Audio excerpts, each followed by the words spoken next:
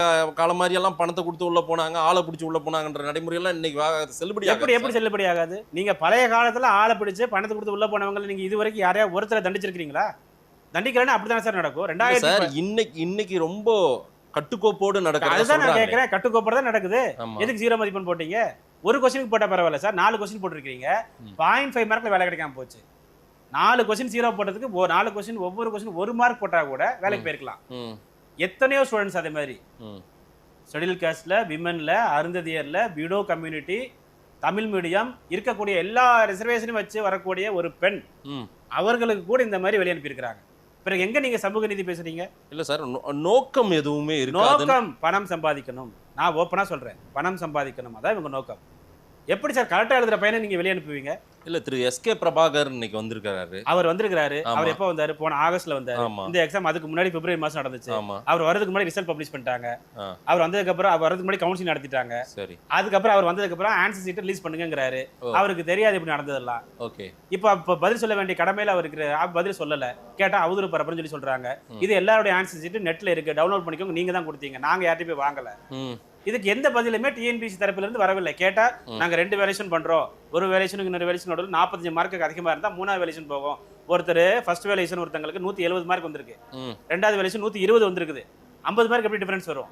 3வது வேலேஷன் 119 வந்திருக்குது. அப்படின்னா அவர் 50 மார்க்கு எழுதின ஆன்சர் ஷீட்லாம் யாரும் புடிங்கிட்டு போயிட்டாங்களா? ஒருத்தர் தமிழ்ல எழுதியிருக்காரு சார், ஆன்சர் டவுன்லோட் பண்ணி பார்க்கும்போது இங்கிலீஷ்ல வந்திருக்குது. வேல்யூவேஷன் பாக்குறதே மார்க் கூடணும்ன்றதுக்காக தான், அவங்க சந்தேகத்தின் அடிப்படையில தான் போறாங்க. அது டிஎன்பிசியே பண்றாங்க, 2 வேலேஷன் பண்றாங்க. அதுக்கு ரிசல்ட் பப்ளிஷ் பண்ணதுக்கு அப்புறம் நீங்க ரீவேலேஷன் போட்டா அது கிடையாது. அது நாங்க நோட்டிபிகேஷன்ல சொல்லிட்டோம்.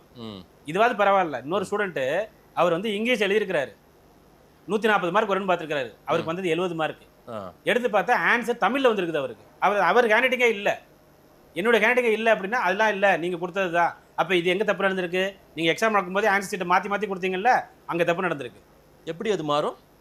அதாவது வருஷம் 40 சீட் ஆன்சர் சீட்டை வச்சாச்சு. சரி, அது பிரிண்ட் ஆகி வந்திருக்குது. எங்கேயும் நார்த் இந்தியாவில் பிரிண்ட் பண்றேன்னு வைங்களேன், அவன் ஃபோன் பண்ணி சொல்லியிருக்கான், இப்படி வருஷம் பண்ணியிருக்கிறோம், எடுத்து கொடுங்கன்ட்டு. அவன் ஹிந்தியில பேச இவங்களுக்கு புரியாத, இவங்களுக்கு ஹிந்தி தெரியாத, இவங்க மேல இருந்து கீழே எடுத்து கொடுத்ததுல கீழே இருந்து மேலே எடுத்து கொடுத்துட்டாங்க. ஒரு ஹாலில் 40 பேர் உட்காந்து 40 பேருக்கும் ஆன்சர் சீட் மாறி போயிடுச்சு. எக்ஸாம் நடத்தி ½ அன் அவர் கழிச்சு தான் அது என்னுடைய ஆன்சர் சீட் இல்லைங்கிறது எனக்கே தெரியும். இன்ஃபர்மேஷன் வருது இன்விஜிலேட்டருக்கு. அப்போ என்ன பண்ணாங்க, ஒரு ½ அன் அவர் எல்லாரும் வெளியில போங்கன்னு சொல்லி ஆன்சர் சீட்டை கரெக்டாக அடுக்கி மீண்டும் அவர் கொடுத்துருக்காங்க. இது தமிழ்நாடு முழுக்க இந்த முறைகேடு நடந்தது. எப்போ நடந்தது இது? 2023 பிப்ரவரி. 2023 பிப்ரவரி 22 நடக்குது. அப்போ பிப்ரவரி 28 நம்முடைய ஈரோடு கிழக்கு தேர்தல். ஸோ அந்த சமயத்தில் இந்த விஷயம் வெளில வந்துச்சு அப்படின்னா அவங்களுக்கு ஒரு பெரிய இஷ்யூ ஆயிரும், இதை பேசாதீங்கன்ட்டாங்க. மார்ச் 1 முதல்வர் பிறந்தநாள் பேசல. 10 நாள் கழிச்ச அப்புறம் ஆறுன கஞ்சி பழைய கஞ்சி யாரும் அதை எடுத்துக்கல, எதுவும் கண்டுக்கிறது 50,000 ஸ்டூடெண்ட்ஸ் பாதிக்கப்பட்டாங்க சார். நீங்க சொல்றத பார்த்தா அப்ப முறையான தேர்வே நடக்கிறது கிடையாது. முறையான தேர்வே நடக்கல சார். பல லட்சக்கணக்கான மாணவர்கள் அந்த சனிக்கிழமையோ ஞாயிற்றுக்கிழமை நாட்கள்லயோ வீட்டுல குடும்பங்கள்ல குழந்தைங்களை பெற்றவங்க எல்லாம் குழந்தைங்கள்லாம் வீட்டுல விட்டு குறைஞ்சது 3 வருஷம் 4 வருஷம் இதுல இன்வெஸ்ட் பண்றாங்க சார். பிரைவேட்ல ஃபாரின்ல வேலை பார்த்தவரெல்லாம் எக்ஸாம் ப்ரிப்பேர் பண்றேன்னு வராரு. அவர் ஒரு மாசத்துக்கு 1 லட்ச ரூபா சம்பளம் வாங்குறாரு மினிமம். நான் சொல்றேன், இல்ல இங்க ஐடி பீப்புளே எடுத்துக்கோங்களேன், ஒரு மாசத்துக்கு 2 லட்ச ரூபா சம்பளம் வாங்குறாங்க. 40 லட்ச ரூபா, அரௌண்ட் 40 lakhs வரைக்கும் அவங்க பாத்தீங்கன்னா பெர் மந்த்துக்கு பெர் இயருக்கு வாங்குறாங்க.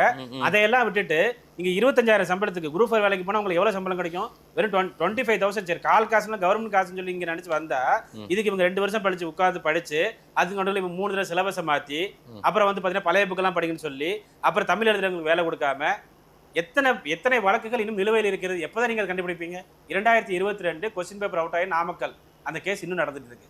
2012 2016 குரூப் 1 ஊழல் இந்த கேஸ் இன்னும் நடந்துட்டு இருக்கு. 2017 பிஓ ஊழல் இன்னும் நடந்துட்டு இருக்கு.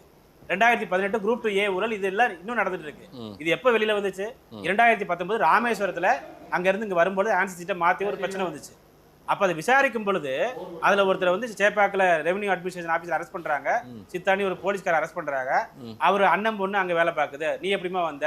எனக்கு 2018 ஒருத்தர் சொன்னாரு, அவர் மூலமா வந்தேன். நீ எப்படி வந்த? எனக்கு 2017 விஓ வேலைக்கு போனார், அவர் மூலமா வந்தேன். நீ எப்படி வந்த? நான் 2016 குரூப் நாங்க அவர் மூலம். 10 வருட ஊழல் எங்க விசாரிச்சீங்க? இதை நம்முடைய முதல்வர் எதிர்க்கட்சி தலைவராக இருக்கும் பொழுது 2020 பிப்ரவரி மாதம் அவர் வாய்ப்பட அவர் சொல்றாரு, இதை நாங்க வந்தோம்னா ஒரு நபர் கமிட்டி வச்சு விசாரிப்போம், இது சிபிஐ விசாரணை நடத்தும் சொல்லி நம்ம முதல்வர் சொன்னது. அப்படி ஒரு கமிட்டியா ஆரம்பிக்கும். இது வரைக்கும் அந்த கமிட்டி ஒன்றும் அமையல. சரி, இங்கதான் இப்ப நடக்குதப்பா, நான் கொஞ்சம் பிசிக்கலி ஃபிட்டா இருக்கேன், நான் எஸ்ஐ எக்ஸாம் எழுதுறேன், அங்க போனா 144 பேர் வரிசையா பாஸ் பண்ணிருக்கான். எந்த ஊர்ல சார் நடக்கும்? ரிஜிஸ்ட்ரேஷன் நம்பர் 144 பேர் வேலூர்ல ஒரு இடத்துல வரிசையா பாஸ் பண்ணிருக்காங்க. இல்ல, நல்ல விஷயம் தானே. அது காப்பி அடிச்சா தானே பாஸ் பண்ண முடியும். கமர்ஷியல் டேக்ஸ் டிபார்ட்மெண்ட் வேலை பார்க்குறவரு, விஓ வேலை பார்க்குறவரு, ரெஜிஸ்ட்ரேஷன் டிபார்ட்மெண்ட் வேலை பார்க்குறவரு, அவங்க எல்லாம் இந்த பசங்களுக்கு நடுவில் வந்து உட்காந்துக்கிறாங்க. உட்காந்து மாஸ் காப்பி இதை எப்படி எக்ஸிக்யூட் பண்றாங்க அப்படின்னா